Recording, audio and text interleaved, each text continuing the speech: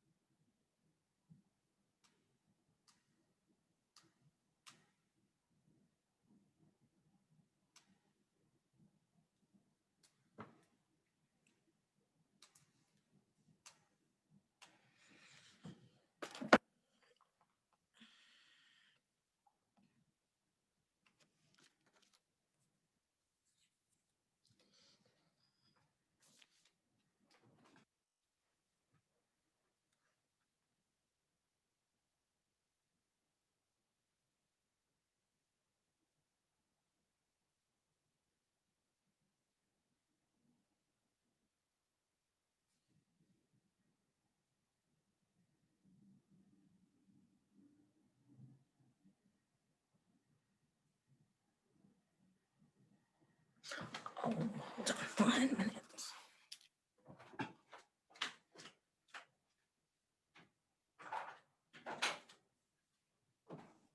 Good evening. Good evening. Good evening to you. How are you? Wonderful. Good, good, good. Oh, we got just a few minutes before we get started.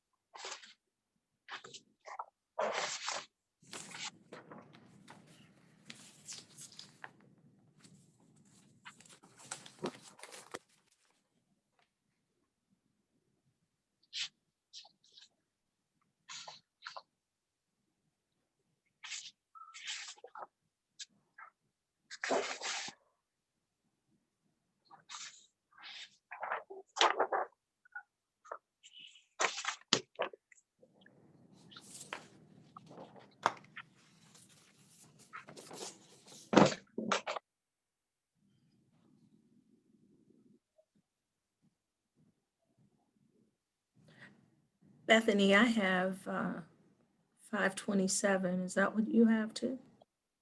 That's what I have to. Yep. Okay, okay.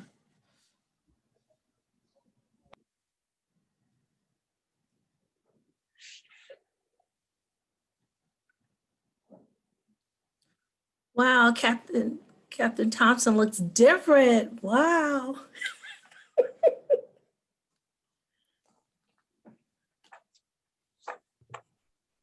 You know, we're allowing the beards now for recruiting purposes. All right. I had to support recruiting. Looks good. And glasses too. All right. Look like you're getting ready to go to the high school to teach. Too much gray in this beard, though. Oh no, they won't mind. Oh, Captain Cotella's got one too. So that's an initiative for in recognition of Breast Cancer Month, October. The growing of the beard.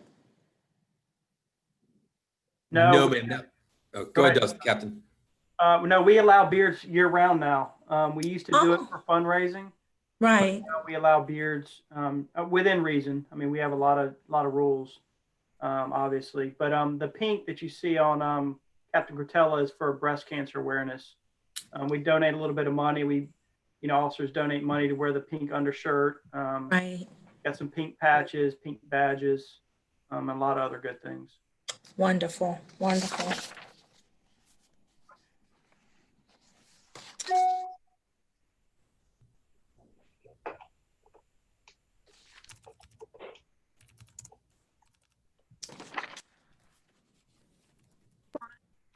Juan, it looks like we're about to get our 9th person.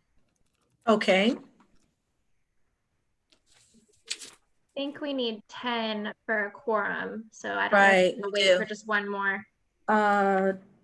10 or 11. Remember we went through that? Let me I look think real quick. I think it is 10 because our membership is 18, and so That's right. That's it's the right. majority. Yeah, Yeah. the number increased, it was going to be that. You're right. Yep. Okay, so we just need one more. Yep. All right. It's my view here.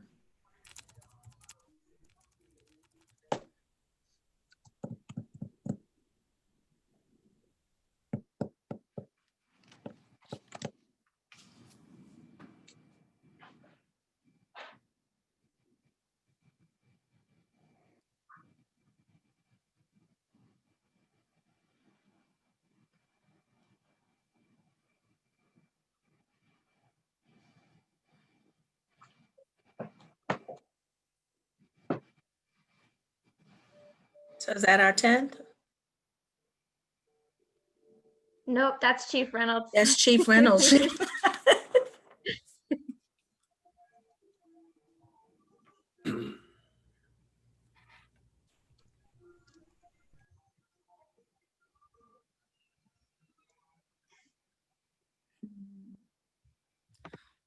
Well, I tell you what, it is 5:30. That's our 10th right there. I think Yay! that's Matt Austin. Very good, very good. Thanks, Matt. You helped us make it. Yay. Well, good evening, good afternoon, everyone. And thank you so much for joining in on today's City of Charleston Citizen Police Advisory Council. I'm Twan Fielding, currently the chairman of the committee. And we have some new members that have joined us, and we're so happy to have you. I thought, Bethany, tonight what we would do instead of the regular roll call, if you would call the name and let each person say which district they represent, and then Okay. we'd move to the next person. All right. Okay. That sounds great. Yep. Thank you. I'm Twan Fielding since I started running my mouth, and I'm in District 3, where my councilman is Councilman Chakrin. All right. I'll just start from the top one. Cool beans. Good. All right. Frank Walsh. Frank Walsh, District 1. All right. Ryan Davis. Ryan Davis, District 2. Kevin Cheeley is our councilman. Yep. I don't see Mary Alice Mack on here, but she represents District 4, Councilmember Mitchell. Bethany, she might be the iPhone. Remember, she was going to dial in if she couldn't get onto the computer. No, I think the iPhone is the chief. Oh, he switched out? Okay. I'll see in just a second. Yeah. All right, good deal. Thank you. All right. Paul Tamburino. Yeah, good afternoon, Paul Tamburino, District 5, Councilman Carl Brady. Yep. George Palmer. Oh, he is here. George, you're muted. Palmer here, District 6, Councilman Gregory. Thank you. I do not see Kevin Smith on the line, Twan, I don't either. but he is District 7, Councilmember Waring. Mhm. Yeah, Emily Broom. Emily is on. I saw. Can you hear there me? she is. We're driving back from the mountains in Tennessee, so I'll turn my camera off. But I'm Mike Seeking's nominee, so I'll be representing his district. Yep. All right. Melvin Hack Ezo.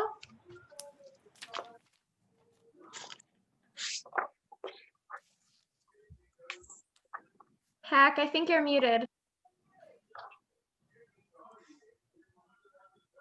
Hack is muted. Yes, I am. Okay. West Ashley, Peter Shahid is our councilman. Twan, I don't see Camden Shields on either. Cam is on. I see is him he? down there. I see his name, but Oh, not, okay. and he's muted though. Cam, you're muted. But I see him there at the bottom of the screen. Yeah, well, Camden is District 10, Councilmember Griffin. Twan, I'm sorry. Can you hear me now? Yep, you're Yes, good. we can now.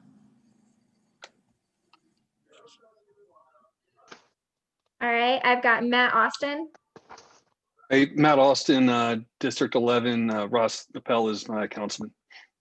All right, thank you. Doris Grant, I don't see Doris. No, I don't either. Got, and I don't know, Twan, if you know how to pronounce one of our high school seniors' name. It looks like it is Vanish Nepal, Paul, but I don't see him but I on don't here. see him. Yep. No, I don't either. All right, Peter Beck. Hi, I'm Peter Beck. I'm from the Mayor's Youth Council. I reside in District 11 and I am a senior at Portergoud School. Joe Lysite. Joe's on. He is. It looks like his sound is not working. Yeah, it does look like that. But you see him there. Yeah, it looks like he's figuring it out right now. Right, right. I'll move on and we can come back to Joe. Okay, good. Jerome Harris. Good evening, Jerry Harris, Mayor Tecklenburg appointment. Yep. And Max Milliken. Hey guys, I'm Max Milliken. I'm a mayoral appointee. And last but not least, Chris Russo. I don't see him on here, Twan. I don't see him either. Okay, I think Joe is still figuring out his sound. And at this time, I do want to, I'm sorry? It looks like his sound is working now. Okay, yeah, because I could see his mic. He'll just now. have to unmute himself. Well, maybe not. Yeah, okay. Well, I did want to welcome our new members on. Thank you everyone though for introducing yourselves. I thought about it after the meeting. Okay, I thought about it after the last meeting, since we're on Zoom and we are not to where people could see name tent cards in front of us, like how we would have in the training room at the police department. I thought it would be good for us to say have our names called, and then we state what district we're representing and our councilman, so that those in the community will become more familiar and then have a way to communicate with us even better, and so that we can work to ensure we're meeting the mission of the guidelines for which this council was established. I also want to take this time to announce that Mr. Paul Tamburino is our vice chairman. Thank you so very much for sending your votes into Bethany. Yeah, Paul, hey, okay. And we want to thank Joe for throwing his name in the hat as well to be considered for the position. Paul, as you know, is completing the unexpired term of our former vice chairman who had to resign, who chose to resign for some other reasons that she had come up, Red Auden. So we thank you, Paul, for your willingness to serve. Look forward to the work that you will continue to do since you have joined the committee. And I do appreciate sincerely all the willingness of everyone on the council. I think we are off to a nice start now that we've got our subcommittees rolling, and very happy that we'll be able to give some reports on tonight. The next piece of business I did want to share is to help us become a little more familiar with each other. I emailed to you today a little bit earlier, a document that Jerome Harris, Councilman Harris prepared for us to just work as a little information sheet for us to share within each other. If you would like to do that, you can either put a thumbs up, do a wave your hand or something so I could see. Okay, All right. A few still thinking about it. You can send me an email later on once you get a chance to actually look at it. But it's taking the place of the fact that we used to have the opportunity to share with each other before or after the meetings. And with us in this COVID environment, we are not able to socialize together, stay around and talk and get a little better acquainted for our teaming aspect. So please give that some consideration and let me know.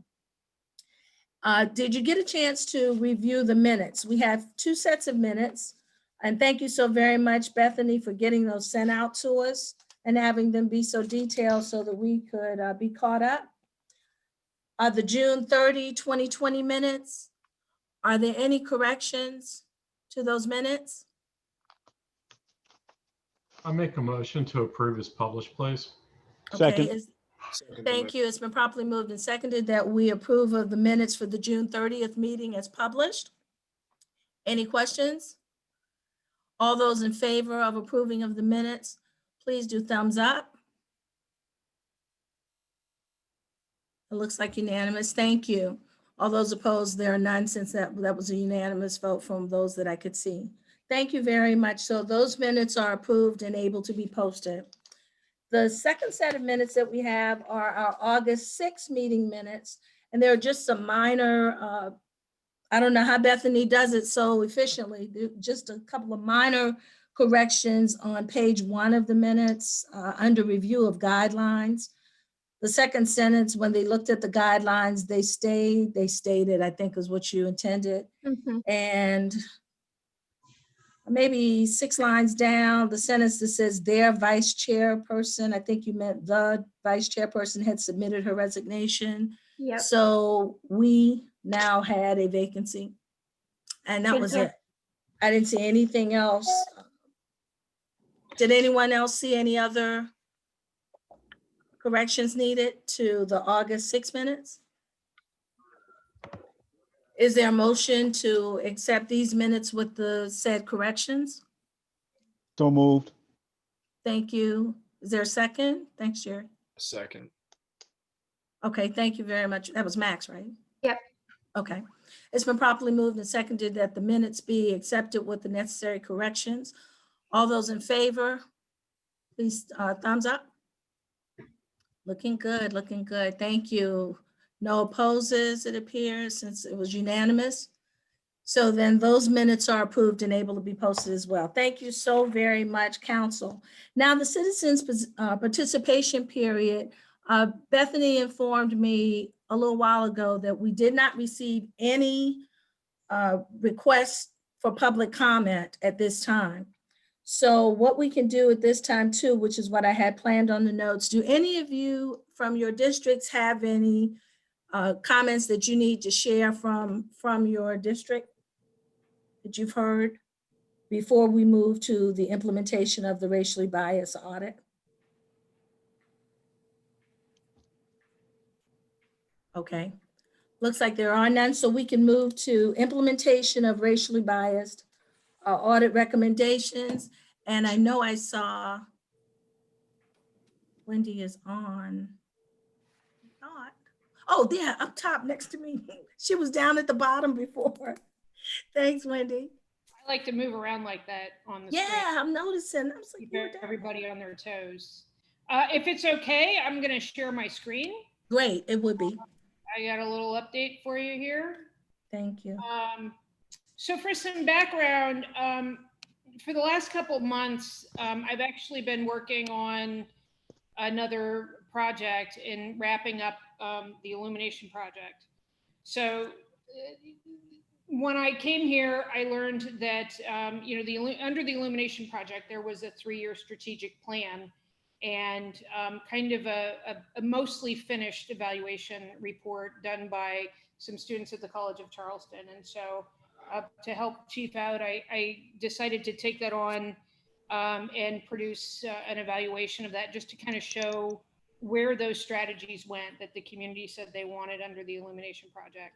So it's been quite a lot of work to get that done. It's about a 60-page report. And so we're kind of putting a pin in it and and finalizing the formatting, and so we can get that out to you so you can see what happened with all that. It also helped me learn a lot about the community and all of the good work that's already been done here in Charleston. So, so that takes me to this, and kind of now that I'm almost done with the illumination project update, I can kind of get my teeth into some of these things with the audit. And this month, what I looked at was the audit items that are specifically related to the internal auditing function. As you know, Chief Reynolds also hired a compliance manager, created a position for a compliance manager in the department, whose role is to perform internal audits. And so I sat down with him and his team, Captain Curtella, and some other folks to talk about what it is that they're doing and how that dovetails into the overall work of the racial bias audit. And so there's 4 or 5 items that we've broken out here for you to see that's the purview of the compliance manager. This one I listed up front. This is pretty much completed. Mike Galuli started actually working on this a couple months ago. And this is item 10.1, that CPD should conduct a thorough audit of use of force reports for coding issues. If you've read the whole CNA audit report, you can see in there that they found limitations in the data, and particularly in use of force data. That limitation in analyzing that data was connected to the way those reports were being coded.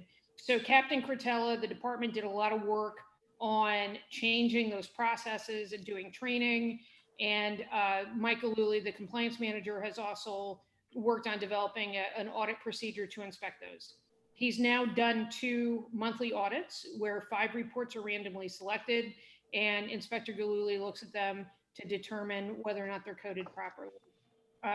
In just recently, I learned that the software system that's used for use of force reporting is also, they constantly update it.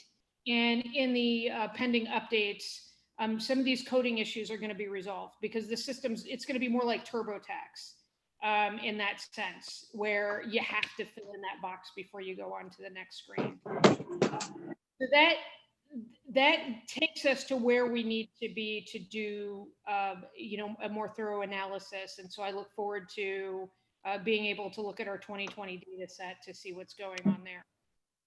Here are a list of the Wendy, criteria. Can I ask a question real quick? I'm sorry, stop. I'm just, maybe y'all have already covered this, but how are y'all defining use of force? I mean, what's covered by that? Like, I mean, obviously, somebody using a gun, I get. I'm just curious what falls within that.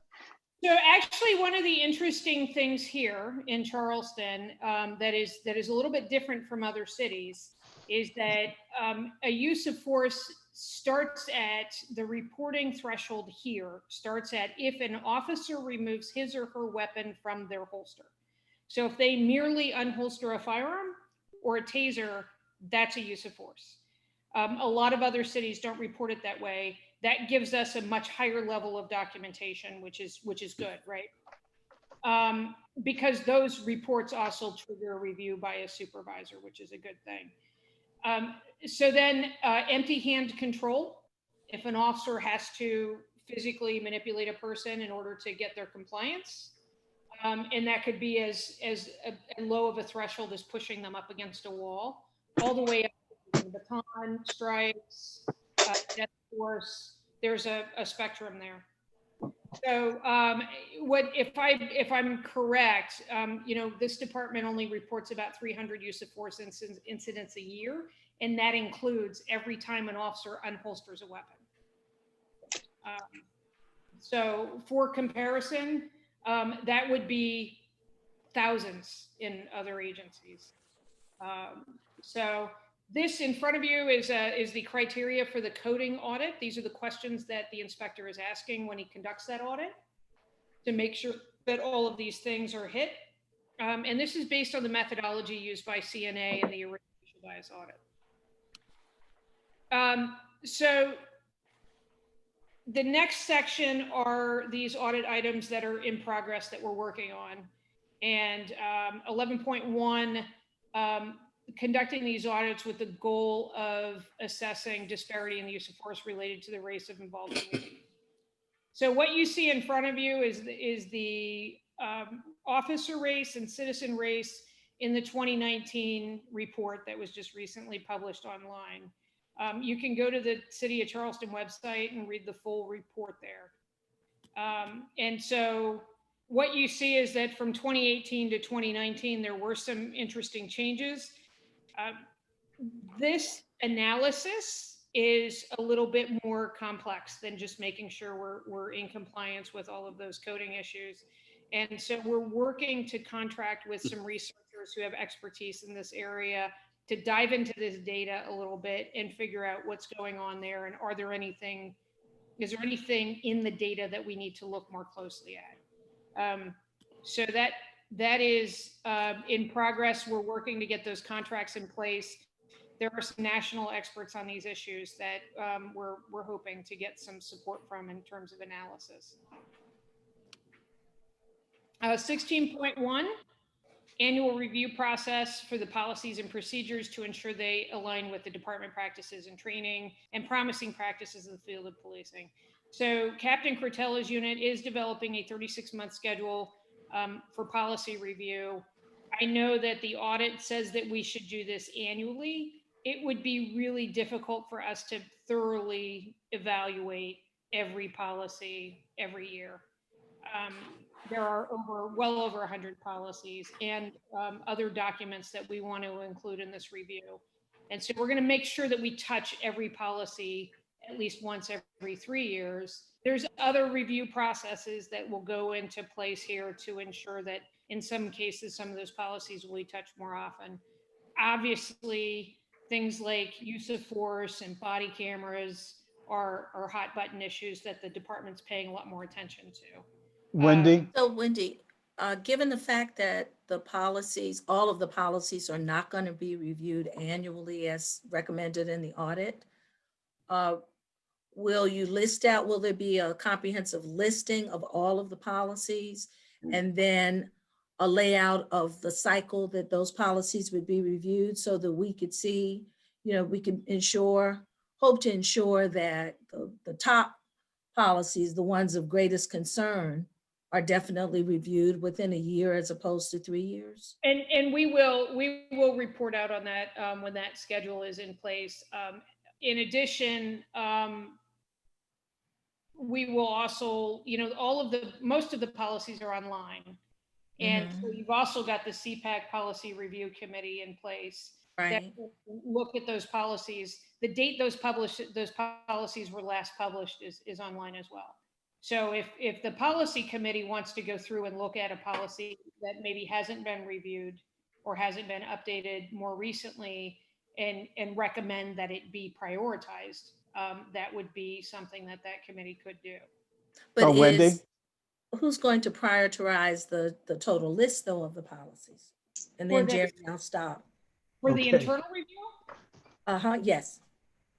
That would be the professional standards office. And like I said, the higher priority policies, like the use of force, one of the use of force policies is in review right now. Another policy related to use of force was just recently revised and published. So this will also align with the CALIA standards processes. So we have a accreditation process that also relates to policy review, and the policies are developed according to those standards set by the CALIA, which is the accrediting authority. Thank you, Jerry. Yeah, I was just going to suggest that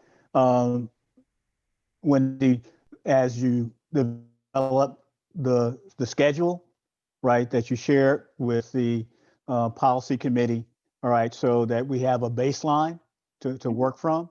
And also, since we will be, as you suggested, cherry picking those that we're most interested in, at least we can make the public aware, all right, of the cycle.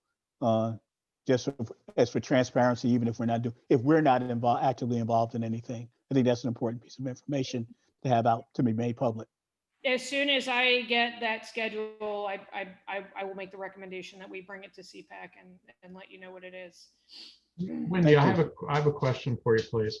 So if the audit committee is stating that the recommended review is annually for all policies, going across to other departments that they review, how many are in compliance with that? So are we out of line by saying we need 36 months where the majority of other departments don't? Is that the situation? No, I would say, so my experience here is that, and what is typical is that these policies, in some cases, get updated pretty frequently to reflect changes in law, changes in national standards, you know, or there may be a procedural or a technology issue that would prompt a review of that policy and change. So there's kind of an ongoing organic review or, you know, changes made to these policies. This is setting up a formal review process, which I don't know that a lot of departments even have. The agency that I came from did not have a formal annual review process. We just were constantly looking at policies and making changes to them. So it's not a matter of being able to say, you know, if I were to maintain a database that showed, you know, last review date, if somebody went in, like you said, just for normal procedural, you were reviewing it, it got an updated review date as a matter of just working principle. This is a formal review for each policy. It's right. And we're adding this extra layer here with the evidence-based review. And so I've asked that when this formal review is taken, that it gets sent to me, and then I can take a look at all of the research that might be relevant to that policy and provide some of that to the department so they can consider that as they look at the policy. So an example of that might be, you know, in the grooming policy or the uniform policy, there's recent research out there that talks about whether or not officers should wear certain pieces of attire, or, you know, you've seen in some departments where they wear body armor in an outer carrier versus under their t-shirts. There's some research out there about that with regard to officer appearance, community receptiveness, and, you know, back injuries. And so I would then pull that research, provide it to the department, to the policy committee, and allow them, you know, make them aware of what research is out there that would pertain to that policy. So that would be just an example of how that process would go. We're formalizing it and trying to bring it in line with this idea of doing evidence-based policing. Ms. Fielding, can I interject real quick? Sure. So as Wendy said, we do have an annual review of our policies. The biggest one, as she said, is our use of force, our vehicles pursuits, our special units. All of those are very important, and those get annually reviewed on an annual basis, like Wendy said. And it's looking at tactics, protocol, different case law that may have came out that may have changed something. And those are our first and foremost policies that come in front that we look at. The one she's talking on the 36-month layer is our grooming, you know, policy. And we might look at it every year, but that's not going to have that deep dive in. But that is something we can change. But we are in the process of getting those layers out of the order that we're going to review them. And when they do get published, we will let you know. But we just want everyone to know that we look at those policies every year, the big ones, just because things do change from time to time. That's a great explanation.